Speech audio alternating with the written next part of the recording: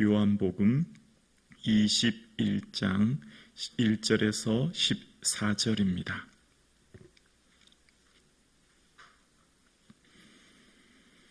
하나님 말씀을 함께 고백드리겠습니다. 함께요. 그 후에 예수께서 디베랴 호수에서 또 제자들에게 자기를 나타내셨으니 나타내신 일은 이러하니라. 시몬 베드로와 디드모라 하는 도마와 갈릴리 가나 사람 나다나엘과 세베대의 아들들과 또 다른 제자 둘이 함께 있더니 시몬 베드로가 나는 물고기 잡으러 가노라 하니 그들이 우리도 함께 가겠다 하고 나가서 배에 올랐으나 그날 밤에 아무것도 잡지 못하였더니 날이 새어갈 때 예수께서 바닷가에서 섰으나 제자들이 예수이신 줄 알지 못하는지라. 예수께서 이르시되 얘들아 너희에게 고기가 있느냐 대답하되 없나이다. 이르시되 그물을 배 오른편에 던지라 그리하면 잡으리라 하시니 이에 던졌더니 물고기가 많아 그물을 둘 수 없더라. 예수께서 사랑하시는 그 제자가 베드로에게 이르되 주님이시라 하니 시몬 베드로가 벗고 있다가 주님이시라 하는 말을 듣고 겉옷을 두른 후에 바다로 뛰어내리더라. 다른 제자들은 육지에서 거리가 불과 한 50칸쯤 되므로 작은 배를 타고 물고기를 든 그물을 끌고 와서 육지에 올라 보니 숯불이 있는데 그 위에 생선이 놓였고 떡도 있더라. 예수께서 이르시되 지금 잡은 생선을 좀 가져오라 하시니 시몬 베드로가 올라가서 그물을 육지에 끌어올리니 가득히 찬 큰 물고기가 153마리라. 이같이 많으나 그물이 찢어지지 아니하였더라. 예수께서 이르시되 와서 조반을 먹으라 하시니 제자들이 주님이신 줄 아는 고로 당신이 누구냐 감히 묻는 자가 없더라. 예수께서 가셔서 떡을 가져다가 그들에게 주시고 생선도 그와 같이 하시니라. 이것은 예수께서 죽은 자 가운데서 살아나신 후에 세 번째로 제자들에게 나타나신 것이라. 아멘. 요한복음에서 보는 것과 믿음의 중요한 관계를 이야기합니다. 요한복음을 처음 시작할 때 나다나엘이 나사렛에서 무슨 선한 것이 날 수 있느냐라고 했을 때 빌립은 와 보라 라고 이야기합니다. 지난 시간 부활의 주님 그 빈 무덤을 보았을 때 예수님의 사랑하는 제자인 요한은 그때야 들어가 보고 믿었더라 라는 표현이 나오지요. 그리고 이후에 부활하신 주님이 나타나셔서 너희에게 평강이 있을지어다 라고 얘기했을 때 제자들이 주를 보고 기뻐하더라 라고 이야기합니다. 그들이 직접 주님을 본 후에 기뻐한 모습을 이야기하지요. 그 자리에 도마가 없었을 때에 주님께서는 도마에게 내 손과 옆구리를 보라 라고 말씀하셨고 예수님께서는 보지 못하고 믿는 자가 복되다 말씀하셨지요. 요한복음에서 끊임없이 보는 것과 믿음의 관계를 설명하면서 마지막으로 예수님께서 말씀하시는 것은 무엇이 참된 복이며 믿음이냐라고 설명하실 때 보지 않고 믿는 것이 복되다 말씀하십니다. 오늘 우리가 예수님을 보지 않고 이 자리에 나와 예배드릴 수 있는 이 은혜와 은총이 크신 복인 줄로 우리는 믿습니다. 우리가 오늘 주님께 나와 예배드릴 수 있는 것, 보지 못하고 믿는 것이 얼마나 큰 은혜요 복인 것을 깨닫게 됐지요. 그러면서 요한복음과 이어서 나타나는 모습, 그러니까 부활의 주님을 보았지만 건강복음에서 공통적으로 얘기하는 것이 있습니다. 예수를 배웠고 경배하나 아직도 의심하는 사람들이 있더라. 부활의 주님과 그 영광을 보았지만 사람들은 여전히 의심하는 사람들이 있었다고 얘기하고, 또 다른 공간복음인 누가복음에도 보면 그들이 너무 기쁨으로 아직도 믿지 못하고 놀랍게 여길 때라는 표현이 나옵니다. 부활의 주님을 보았고 그 영광을 알았지만 여전히 그들 마음속에는 의심과 주님에 대한 믿음이 부족했던 것을 이야기합니다. 그러니까 이 복음서를 이어서 사도행전을 배치된 이유를 알게 됩니다. 왜 복음서 다음에 사도행전이 왔는지를 말입니다. 분명히 부활의 주님을 보았습니다. 주님께서는 너희에게 평강이 있을지어다 말씀하셨고요. 그리고 성령을 받으라 말씀하신 거예요. 그들은 부활의 주님을 똑똑히 보았고 주님께서 부활하신 그 영광을 경험했음에도 불구하고 그들의 삶 가운데서는 부활의 증인으로 살 만한 능력이 부족했던 겁니다. 부활의 증인으로 온 세상에서 예수 그리스도의 주되심을 고백할 수 있는 그 능력인 성령의 충만함을 받아야 된다는 것을 알게 돼요. 지금 제자들의 모습 속에서 부활의 주를 보았지만 그들은 다시 물고기 잡으러 가노라 라고 하는 모습이 오늘 본문에 나옵니다. 이후에 여러분 기억나시죠? 오순절날 오로지 기도에 힘쓰게 되고 2장에 보면 다 성령의 충만함을 받더라 라는 표현입니다. 다 뭐요? 성령의 충만함이요. 우리가 오늘날 구해야 될 것이 있는데요. 그것은 바로 성령의 충만함입니다. 성령의 충만함을 받을 때 우리가 부활의 증인으로 살 수 있는 은혜를 덧입는 것이지요. 아는 것과 믿는 것이 하나가 되는 것, 성령의 충만함을 받을 때 가능한 것임을 알게 돼요. 오늘 우리가 구해야 될 것, 이 시대에 우리에게 간절히 사모해야 될 것이 은혜가 있는데 그것은 바로 성령의 충만한 은혜입니다. 오늘 저와 여러분 이 아침 성령의 충만함을 사모하는 이 아침 되기를 주의 이름으로 축원합니다.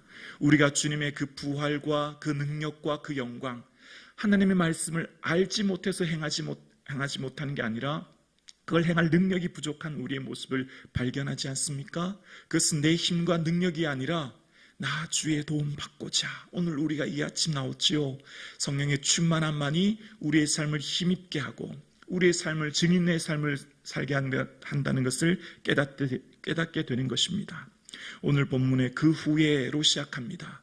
그리고 제자들에게 주님께서는 또 제자들에게 자기를 나타내셨다라는 말, 또라는 말은 재차, 다시라는 말입니다.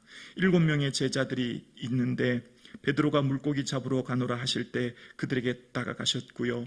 그들이 밤새도록 애썼지만 여전히 고기를 잡지 못하는 상황이었습니다. 그런데 마리아처럼 이들도 예수님께서 바닷가에 서셨지만 제자들이 알지 못하더라라는 표현이 4절에 나와요. 그리고 5절 말씀 함께 읽어보실까요? 5절이요. 시작.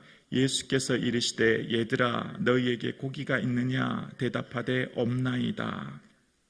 예수님께서 제자들에게 지금 뭐라고 부르시고 계시냐면 얘들아 라고 부르고 계세요.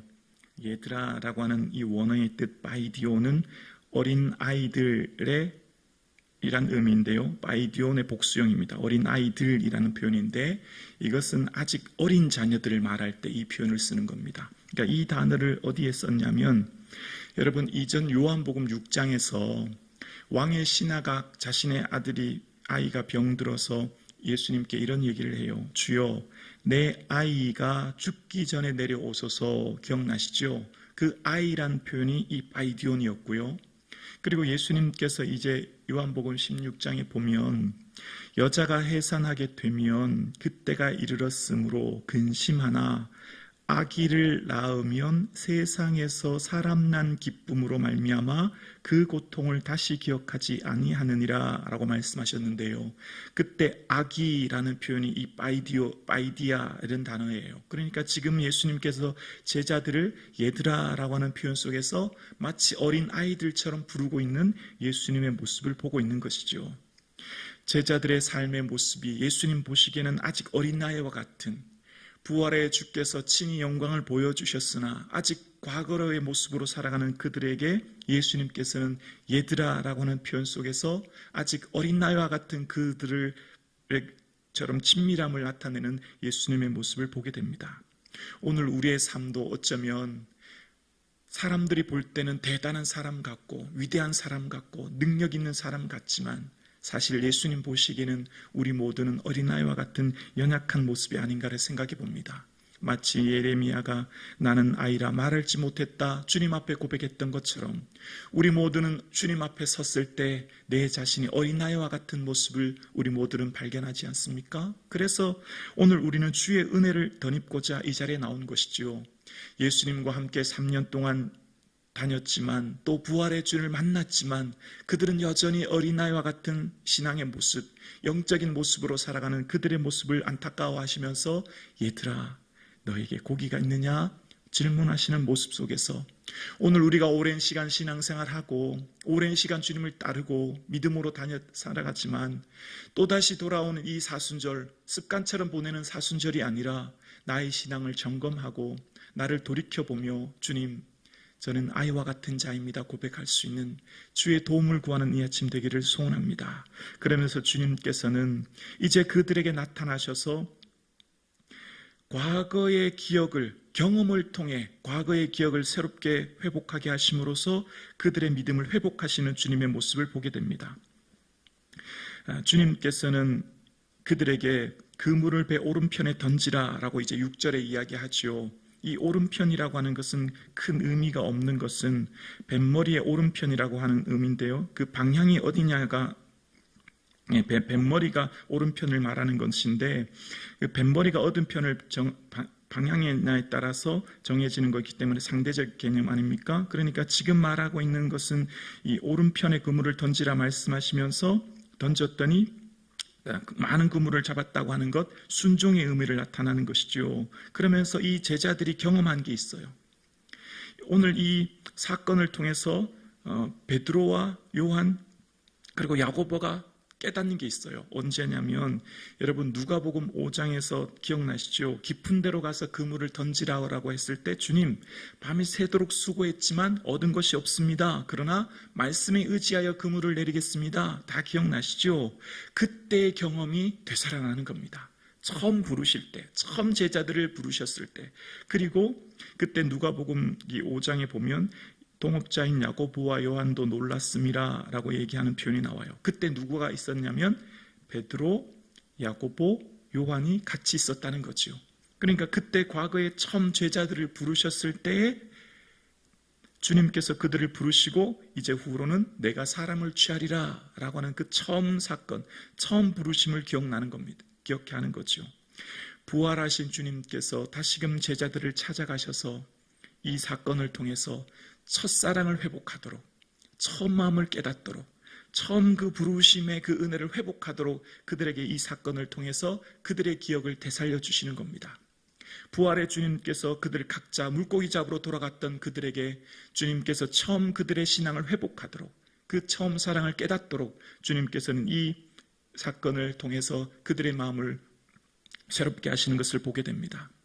오늘 우리는 이 사순절을 보내고 있습니다. 우리가 주님을 불러주셨던 그 첫 마음, 하나님의 은혜를 충만히 경험했던 그 첫사랑을 회복하는 이 아침 되기를 주님의 이름으로 축원합니다. 주님께서 회복케 하셨던 그 첫 마음, 그래서 요한이 제일 먼저 이 그물을 던졌더니 그물을 들 수 없는 사건을 보면서 깨닫는 게 있어요. 아, 이건 예수님만이 할 수 있는 일이구나. 아, 예수님이 이곳에 우리를 찾아오셨구나 깨닫지요. 그래서 7절에 보면 예수께서 사랑하시는 그 제자가 베드로에게 이르되 주님이시라 하니 시몬 베드로가 벗고 있다가 주님이시라 하는 말을 듣고 겉옷을 두른 후에 바다에 뛰어내리더라. 예수께서 사랑하시는 그 제자 요한은 이 편지를 기록하면서 주님께 얼마나 큰 사랑을 받은 자임을 그는 알았기에 그 자신을 예수께서 사랑하시는 그 제자라고 표현합니다. 그리고 그때 부활의 주님께서 오셨을 때 제일 먼저 깨닫고 고백했던 사람이 요한이었던 걸 보게 돼요. 과거에 자신들을 찾아와 부르셨던 그 주님을 깨닫고 요한에게 말씀하시는 그 사건이요. 그리고 한 50칸, 약 90m쯤 되는데요. 그쯤 되는 곳에 불과 그쯤 거리에 떨어진 곳에 예수님께서는 계셨고 그때 예수님께서는 지금 생선을 좀 가져오라 말씀하시면서 그곳에서 오셔서 12절에 보면 와서 앗조반을 먹으라 말씀하십니다. 아침을 먹으라 말씀하셨는데 10절에 12절에 보면 제자들이 주님이신 줄 아는 고로 당신이 누구냐 감히 묻는 자가 없더라. 13절에 보면 예수께서 가셔서 떡을 가져다가 그들에게 주시고 생선도 그와 같이 하시니라 라는 표현이 나옵니다. 끝없는 위로와 사랑의 주님, 여러분, 오늘 본문을 보면 세 번째로 제자들에게 나타나는 모습을 통해서 예수님께서는 끝까지 사랑하시고 끝없는 위로를 베푸시는 주님의 모습을 보게 됩니다. 그리고 오늘 본문을 곰곰이 묵상해 보면 예수님이신 줄 알지만 묻는 자가 없는 이 상황, 제자들 7명은 예수님 주위에 모여서 예수님 준비하신 그 아침 그 떡과 생선을 먹으면서 아마 눈물을 주룩주룩 흘렸을 것이라 생각합니다. 주님, 우리는 이렇게 연약하고 약한 자입니다. 예수님께서 이처럼 또다시 찾아오게 해야 되는 연약한 자입니다. 어쩌면 예수님께서 십자가에 못 박혔었을 때 떠나갔던 제자들, 믿음 없는 제자들, 그러나 주님께서는 과거의 모습 속에서 회개하고 돌아가는 그들을 찾아가 다시금 위로하시고 그들에게 다시금 사랑을 베푸시는 주님 앞에, 그 사랑 앞에 눈물을 흘려야 했던 제자들의 모습을 발견합니다. 책망하지 않으시고 끊임없는 위로로 그들을 다시금 일으켜 세우시는 주님, 우리의 삶 가운데 주님께서는 우리가 넘어지고 실패하고 또한 연약한 믿음 속에서 우리는 내 자신을 자책할 때 주님께서는 끊임없이 위로하시는 주님의 은혜를 기억하는 이 아침 되기를 주님의 이름으로 축원합니다.